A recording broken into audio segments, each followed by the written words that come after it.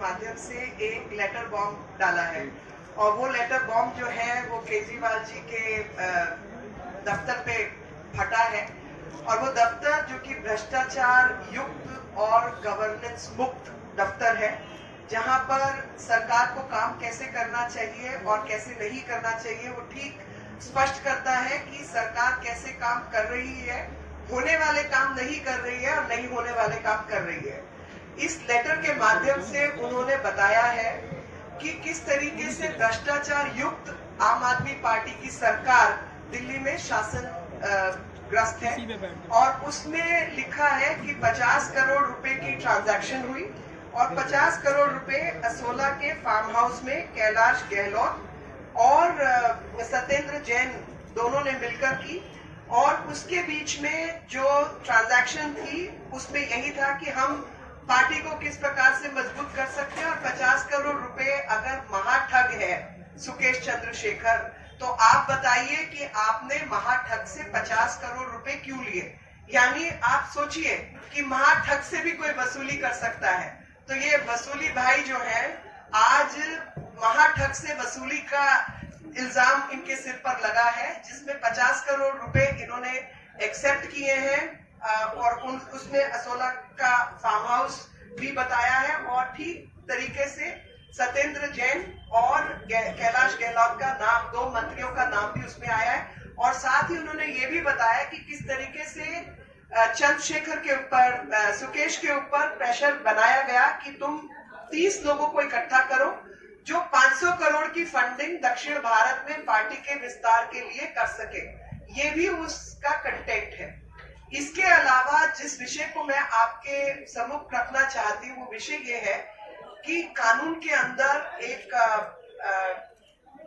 सिद्धांत होता है, no one can be a जज इन वन्स ओन कोर्ट। यानी मेरा ही अगर विषय है तो क्या उस विषय में मैं खुद जज, खुद वकील, खुद ही सब कुछ हो सकती हूँ। ये सिद्धांत सबको मालूम है कि कोई भी व्यक्ति अपने ही केस को खुद से निर्णायक भूमिका नहीं अदा कर सकता। इस केस में जो समझने वाली बात है वो ये है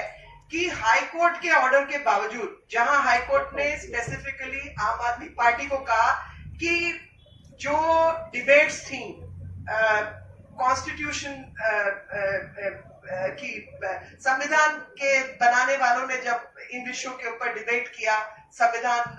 बनाने वालों ने, तो उस समय की जो कॉन्स्टिट्यूशन डिबेट्स थी उसका भी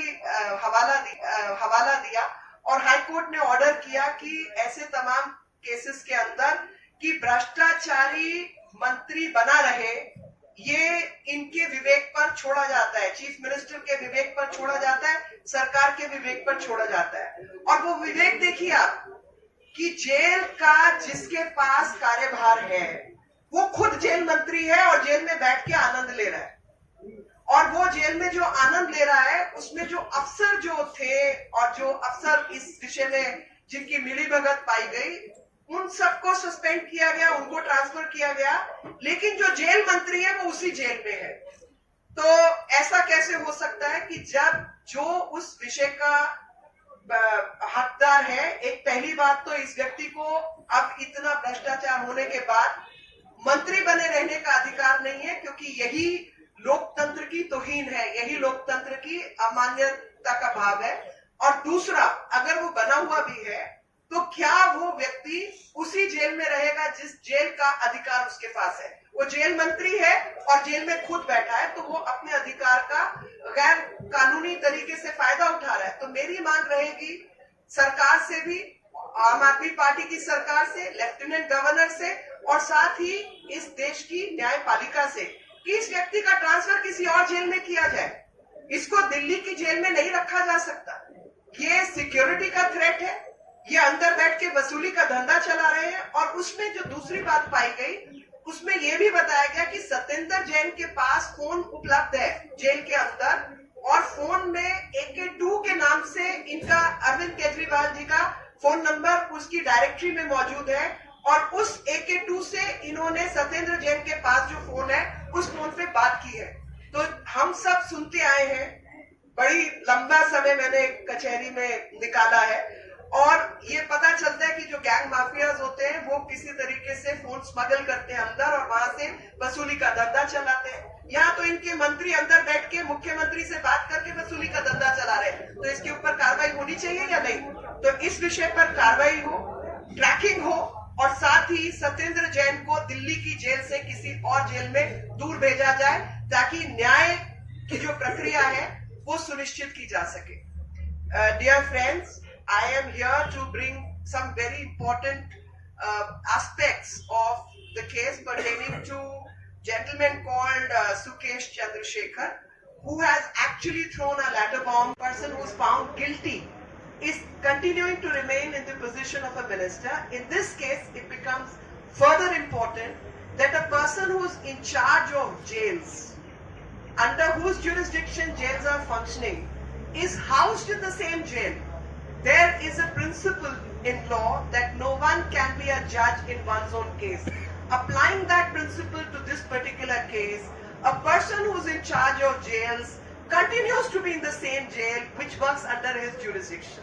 And the best thing is that the officers who are found guilty in this particular case have been transferred or suspended. But this person, who is the jail minister, continues to remain in the same jail, so he will further exercise and misuse his powers to put pressure on other officers and misuse the facilities of the jail. So I demand that this person be either removed as the jail minister or he be transferred out of this jail from Delhi and he be transferred out to any other jail other than the Tihar jail, because he will continue to misuse his power and continue to extort money, because there is an extortion racket which is operating out of Tihar itself, and none less than the minister himself seems to be engaged in it, and chief minister is also found to be engaged in it as per this letter. As per this letter, Sukesh has spoken to Arvind Kejriwal as the chief minister and has also said as AK2, the number of Arvind Kejriwal is stored in the phone book of Satyendra Jain, and if AK2 is recorded and there is an extortion racket and money racket operating out of Tihar jail, a strict action needs to be taken. So my request to the government of Delhi, to the Lieutenant Governor of Delhi, to the judiciary, that this person, if Aam Aadmi Party and the Chief Minister of Delhi, Arvind Kejriwal, is going to be so brazen, so loud and so immoral that they continue to keep this person as a minister in spite of charges being framed, in spite of being housed inside the jail, and they continue to keep him as a minister. In those circumstances, it is these people who need to take a call and transfer Satyendra Jain out of Tihar jail and keep him in another state so that justice can take its normal process can be followed. Otherwise, he will continue to misuse his office, and that office of being a jail minister and continue to remain in the same